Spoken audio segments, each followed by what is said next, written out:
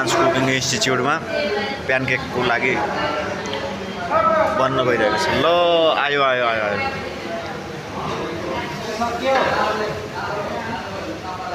Advance cooking इन्स्टिच्युटमा pancake बन्दैछ। यता कन्टिनेन्टलतिर के बन्दैछ साथी? Chicken changezi burger? कुन बर्गर? एमबहादुर एमबर्गर हो?